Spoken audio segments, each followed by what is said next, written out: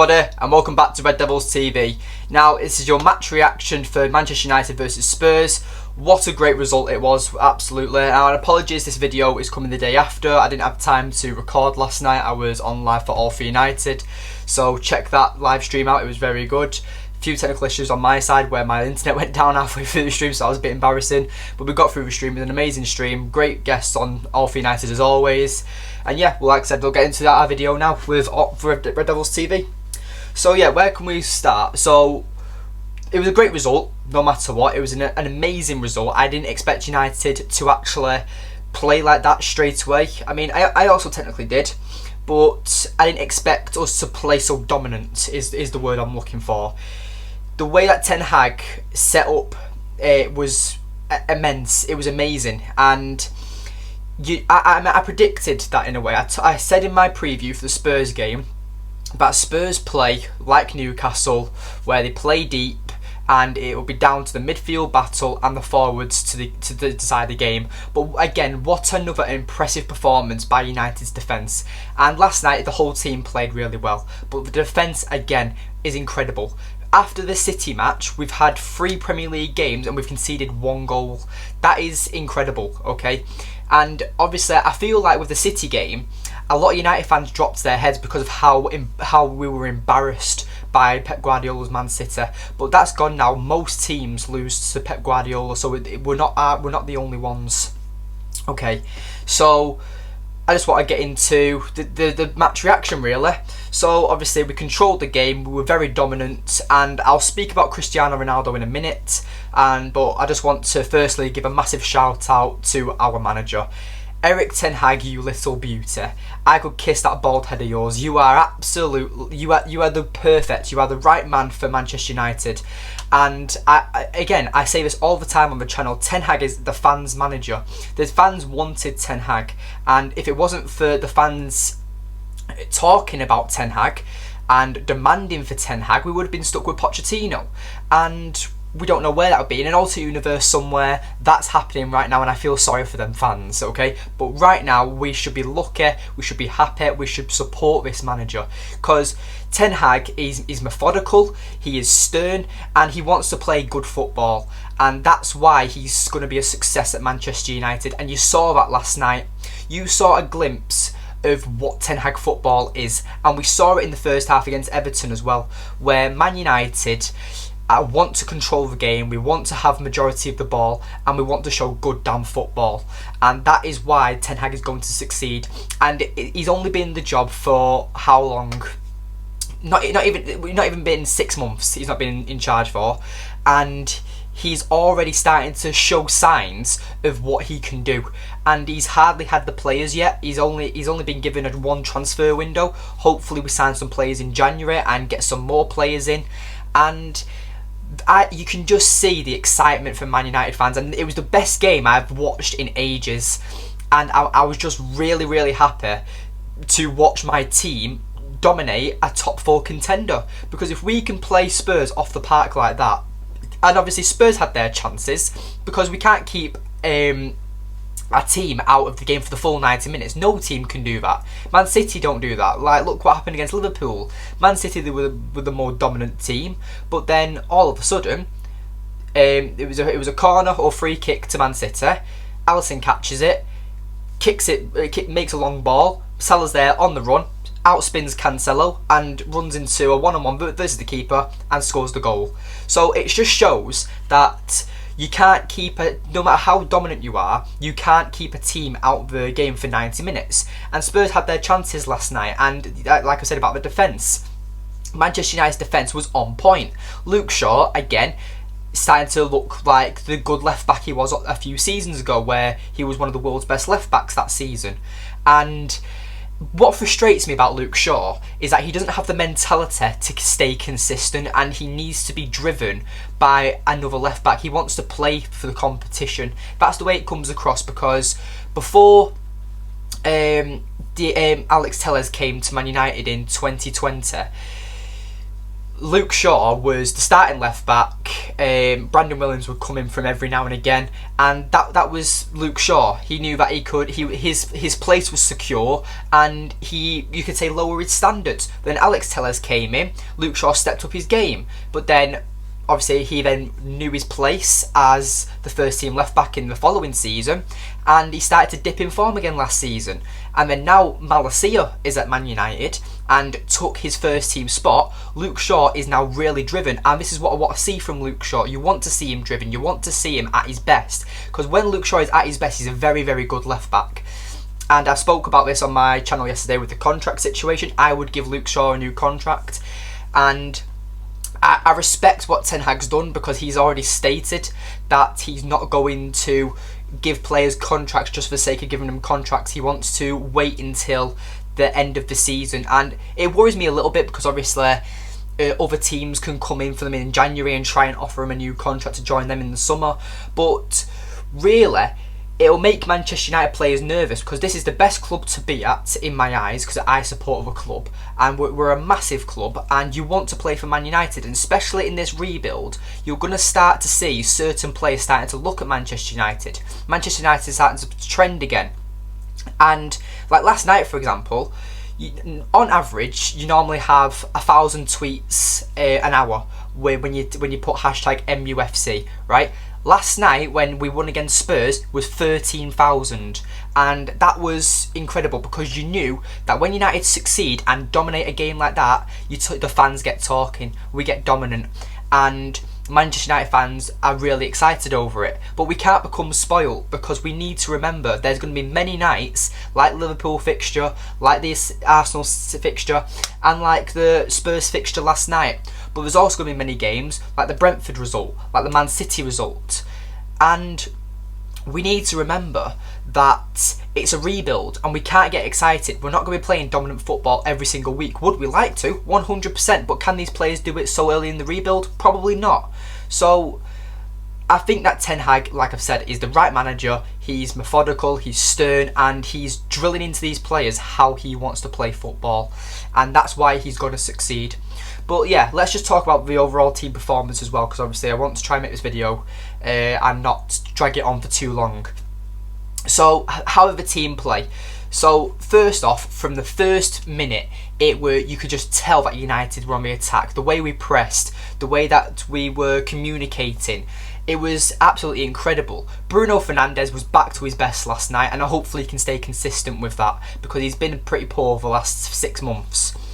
But last night we saw the true Bruno Fernandes, and again, there's the whole not stereotype, the theory of that Bruno Fernandes can't play with Cristiano Ronaldo, and it kind of shows that. It kind of shows when Bruno doesn't play with Ronaldo, he's a better player. He gets forward a lot more, and he doesn't bump into Ronaldo. And I'm not saying Ronaldo's the problem, I'm not saying that at all, but Bruno Fernandes, really, I think that he has the mentality that he has to be the best player, which is kind of toxic in my eyes, because you can't be the best player and be the showman, and you have to be the best, because there's always going to be a player better than you, no matter where you go, and that's what I think. So with Bruno Fernandes, I'd take that result. I predicted the correct score as well. I said it would be 2-0, and I just thought that I just didn't expect to see the players to play like that. I expected us to win 2-0, but I thought it'd be a very scrappy game, I'd be very back and forth, but United would be the more dominant team. So I was technically right. But when I think about it, Bruno Fernandes, I just hope you can stay consistent, because last night you showed your dominance. You obviously got your goal, you also scored a goal, but you were unfortunately just offside, and you led the team very well. Like in the 7th minute, you can watch back the highlights. Who was it? I think it was Varane who passed it to Fred, but Bruno was in front of Fred, because Bruno was dropping a bit deep. And or was it Casemiro? I can't remember. Well, anyway, someone passed the ball to Bruno Fernandes, and Fred was behind Bruno. And then Bruno does a step over and starts making the run through the midfield. And Fred then carried the ball and passed it forward. Fred, we'll just get onto. I've already made the video. Fred, where I said that Fred is shite, Fred's from Stoke. Obviously, we got it wrong, and United fans kind of need to take their medicine, is the saying really, because when everyone saw the team news yesterday, an hour before the game started, we saw Ronaldo was dropped and Fred was starting. I'm not being a hypocrite, I will say out loud, and I'll even get the tweet on there like, why is Fred starting? And I was wrong. Ten Hag knows his squad, and Ten Hag knew that Fred would be the right player for it. And I said that in my previous videos that Fred, I always rated Fred over McTominay, but this season McTominay has been better than Fred. But if Fred can play like that every single game, I wouldn't be surprised if he keeps Eriksen out of the squad, and maybe Eriksen and Bruno can then challenge for the number 10 position. So if Fred can play like that every single game, because there's things that Fred does that not a lot of players can do, where he actually is the phrase where he runs around a lot. He actually does do a lot of things with the press and stuff and the forward runs he gets, and that's probably why he's successful with Brazil. And again, we've literally got his partner in crime, Casemiro, in our team. So it's not like we've got a player similar to Casemiro like the Brazil team. We've actually got Casemiro. So a lot of fans knew that Manchester United, you'd see Fred and Casemiro's relationship work really well, and it's just really good because we've got quite a foreign team at the moment, and they pretty much all speak the same language. You've got Martinez, who speaks Spanish, and you've got Varane, who speaks Spanish, who's also French, and they can also speak Portuguese. And you've got Bruno, Antony, Casemiro, and Fred, and then Rashford and Sancho, but they're not really a part of it. But that side of that team, the communication will be on point, and you've also got David De Gea, who is Spanish. So we do have a very foreign dressing room, but it's good that they can communicate. It's good that they're a strong unit, and hopefully it can continue. But obviously, I can talk all day about Manchester United because we were on a live stream for All for United, as I've already mentioned, and that show went overdue because I just wanted to talk about so much. But as I was saying, what I said at the start of the video, we'll get onto Ronaldo in a moment. And it's a tough one because Ronaldo, you can understand his frustration, but it was completely bang out of order. It was completely disrespectful in my eyes, and the way that he did it, we found out that he stormed out of the stadium. He didn't high-five any fans or anything like that because he was pissed off, alright? It's like, you can understand he was pissed off because he's there like, why is Anthony Elanga coming on over me? And when Ten Hag didn't start Ronaldo, the headlines were already written, and that's why Ten Hag, you can tell that Ronaldo was frustrated because he wants to play. And what's made Ronaldo a perfectionist all his career is that 700 goals he's scored for his club isn't good enough. He wants 701, 702, 750. He wants to have the highest scoring record, and I just don't think he suits United. I've said that to get rid of Ronaldo, and I just think his time's up at Manchester United, and it's frustrating for me because he is a club legend. But I put it on Twitter yesterday, was bringing Ronaldo back the correct decision? For me, yes it was, because look what he did last season. He was one of the only players who didn't drop his standards. He got 18 goals in one of the worst Manchester United performing sides we've ever seen, and that's why Ronaldo is still respected by the Manchester United fan base. Some people don't respect him. People tell him to piss off and get out of here, and he should go with the Glazers and stuff like that. But that's due to opinions. But to me, for Cristiano Ronaldo to be our player of the year last year, him and David De Gea were the only good players last season for Man United. And what he did was he dragged us through the mud. There's them pictures where it's the team coach stuck on a hill, and then you've got all the players in the bus, and you've got Ronaldo and De Gea pushing it up the mountain, because that's how it felt last season. And it's disappointing with Ronaldo because obviously He is a club legend, like I've said, he's one of the greatest players who've ever lived, but his time is up at Manchester United, and whether he goes in January, whether he goes in the summer, I wish him all the best with his continued career, and hopefully he has a great World Cup, and if Portugal win it, he will go down to probably one of the greatest players of all time. But yeah, enough about Ronaldo. Ten Hag said he's going to deal with that today, and I've not heard anything of that yet, so obviously I'll speak about it and make a Ronaldo video if the comments would like that. But apart from that, what else can we really talk about? Manchester United were dominant. Every single player who was on the pitch played really well. De Gea was really good. His distribution was really good. He didn't have to make too many saves, but when he did, he was really good at it. The character De Gea is showing as well, where he was screaming at the ref when Dalot got that kick to the face. But when was it? Was it Harry Kane where he kicks the ball, De Gea saved it. It rebounds to Kane. Kane shoots again, but it hits Dalot in the throat or face, and then De Gea obviously catches the ball, and then he's there screaming at the ref saying, "You stopped it at Spurs end, but you don't stop it at our end." And you've not seen De Gea to be very vocal recently, and that's what I really like to see. And you can tell that this comfortable back four with Dalot, with Martinez and Varane, and also Luke Shaw, you can tell that he's got a comfortable back four in front of him. That's going to make David De Gea 10 times better, because he doesn't have Magaluf in Maguire and Lindelof, and he has so much. He's very comfortable now, I think. Obviously he still makes mistakes, and that's going to be due to underdevelopment, but I personally would keep De Gea at Manchester United, as I've said in my contract video, that I personally think there are more positions on the outfield that need fixing before you get the goalkeeper. Now, there's a lot of people who talk about this Diego Costa, this goalkeeper for Porto, I think it is, or Sporting Lisbon, wherever he plays, and he's Portuguese #1 goalkeeper, and he's very good. I've not seen much of him. I need to do my research on him, and I might actually make a video on that. I'm going to do a video on that. I'm going to do a video comparing David De Gea to Diego Costa.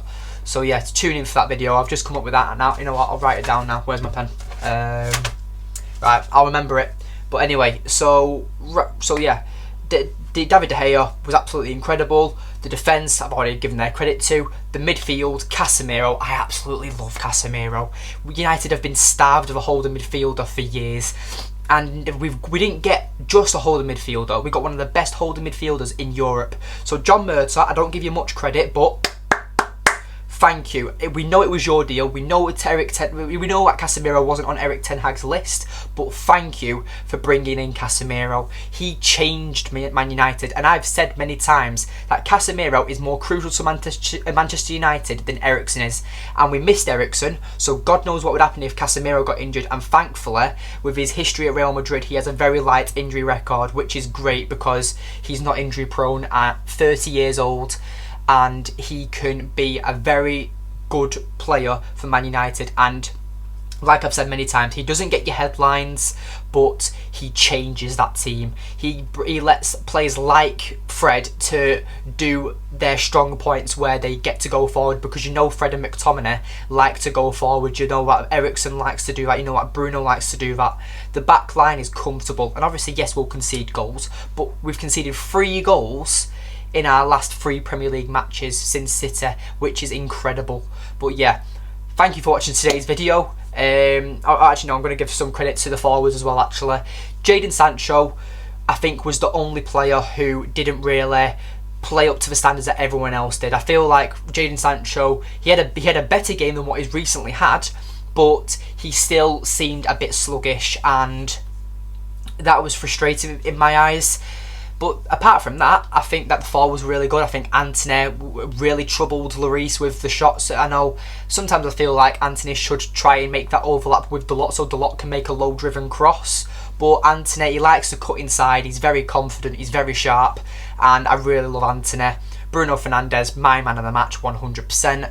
And Marcus Rashford playing through the middle. I don't think that's his best position, but my only frustrating thing with Ronaldo, and Thierry Henry said this, that strikers nowadays don't look at the goalkeeper before we shoot, because that worries the goalkeeper. When the 9 times out of 10 they just shoot as soon as they get the ball without looking at the net. If Marcus Rashford could actually aim for the bottom corner and lift his head up before he takes a shot and worries that goalkeeper, he would have about 10 goals already this season. And like I said, I really like Marcus Rashford. I think he's playing really well.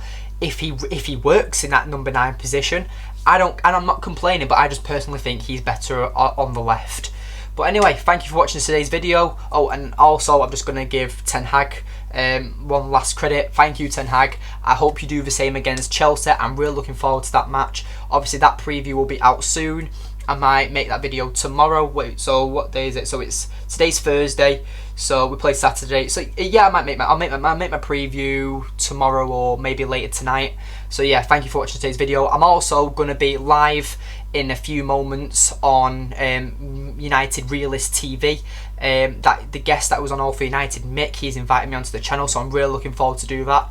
So I'll make sure that we plug Red Devils TV and try and get a few more subscribers. So if you're a new subscriber, thank you for watching today's video. If you're a returning viewer, thank you for watching today's video. I love all the support. It was a great match. I'm full of positivity, I'm full of energy, and I really appreciate all the support, and hopefully Red Devils TV can go somewhere. So yes, thank you for watching today's video, and yeah, I'll see you in the next one. So yeah, thank you and goodbye.